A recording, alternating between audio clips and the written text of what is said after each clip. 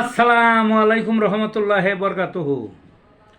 তে বন্ধুগণ, আশা করি আল্লাহ পাকের রসিম রহমতে সকলেই সহি সালামত আছেন।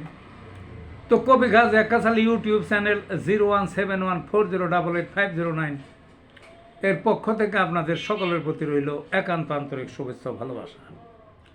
তে বন্ধুগণ, এখন আপনাদের সামনে যে বয়ানটা রাখবার চেষ্টা করব, বয়ানটার নাম হলো জাহাপনার যুগ শেষ। কিসের যুগ শেষ? জাহাপনার যুগ শেষ। আমরা তো অনেক আগের মানুষ। পাকিস্তান আমলে বা বাংলাদেশেরও প্রথম দিকে ওই যাত্রা গান ছিল খুব রবরবা দেশে, বুঝলেন না? খুব রমরমা ব্যবসা। ওই সেই ঐতিহাসিক বই, মুঘল আজমদের ইতিহাস, সুলতানদের ইতিহাস, আরও বিভিন্ন দেশের ইতিহাস দেখাইতো। তখন দেখতাম ওই ইয়ের মধ্যে কারুকার্যমণ্ডিত পোশাক পরে সম্রাট বা রাজা বা বাদশাহ বৈশা আছে, আর তার যে সংসদ আছে, সভাসদরা আছে, মাথা নিচু করে হাত এইভাবে করে দেখছেন আপনারা, জাহাপনা জাহাপনা করতো।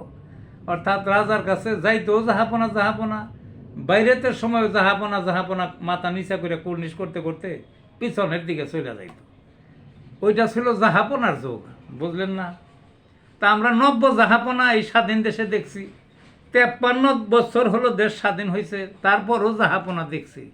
যদি হাত ওঠে এভাবে করে না, কিন্তু কার্যক্রমে ছিল জাহাপনা।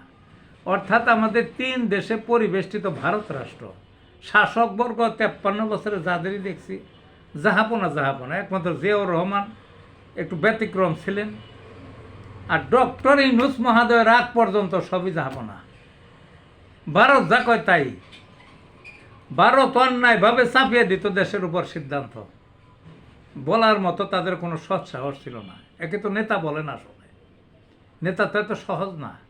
নেতা যদি আমজনতা হয়, আমজনতার কোয়ালিটি হয়, তাহলে কী হতে পারে এই দেশের? সেই জন্য দেশটা আজ অপার সম্ভাবনা থাকতেও, আজ মালয়েশিয়া সিঙ্গাপুরের মতো অপার সম্ভাবনা থাকার পরও এই রাষ্ট্রটায় অধিকাংশ মানুষই ওই দারিদ্রতার নিচে অবস্থান, বুঝলেন না? শুধু এই জাহাপনা জাহাপনার জন্যে। হ্যাঁ, তে যা হোক, ভারত যা চাপিয়ে দিছে তাই। ভারতের ব্যবসা বাণিজ্য অকাতরে, দেশে বহু জিনিস উৎপাদন হইতো আমাদের দেশে, কৃষি, তারপর শিল্পজাত, ছোট কুটির শিল্পজাত, সব ভারতে কম দামে দেয়। দেশি শিল্প সব ধ্বংস করে দিছে, গালে হাত দিছে দেশি উদ্যোক্তারা, তালা মারছে। ওই যে দেখেন না যে পাবনা সিরাজগঞ্জের ওইদিকে তাঁত শিল্প, গালে হাতালা, কিছু টিকা আছে, বেশিরভাগই পথের ফকির, তারা না খেয়ে থাকে। ওই জাহাপনাটাকে সরকারে, অর্থাৎ ভারত তার যা চাপে দিছে এই দেশের উপর, এই দেশের শাসকরা শুধু জাহাপনা জাহাপনা করছে যে আপনি যা করেন তাই। তো এটা তো কাম্য ছিল না শাসকদের উপরে, এটা তো কাম্য ছিল না। কিন্তু বর্তমানে কি সিংহ পুরুষ, এই ডক্টর ইউনূসকে আমি বলবো সিংহ পুরুষ। ভারতের তো আক্কাই করে না, করবে কেন?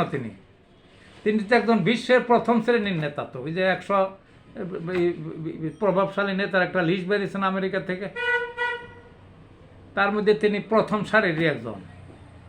তিনি তো ভারতের জাহাপনা জাহাপনা করার কথা না। এইরকম নেতাই তো আমরা চাই, এইরকম নেতাই তো আমরা চাই।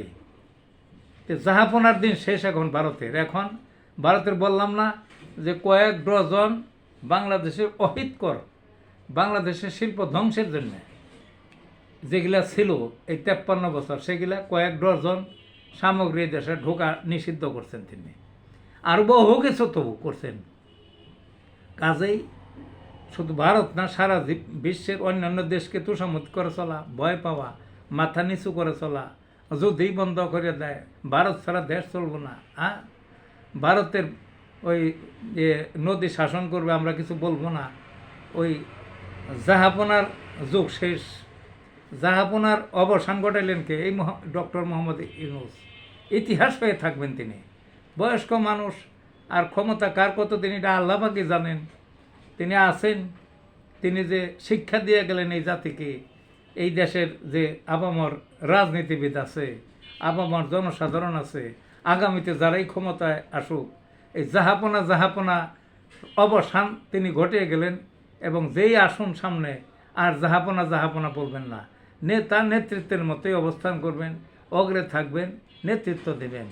কাজেই সর্বশেষে বলতে চাই, ডক্টর ইউনূস মহোদয়ের হাত ধরেই বাংলাদেশের জাহাপনার যুগ শেষ। ভালো থাকুন বন্ধুগণ।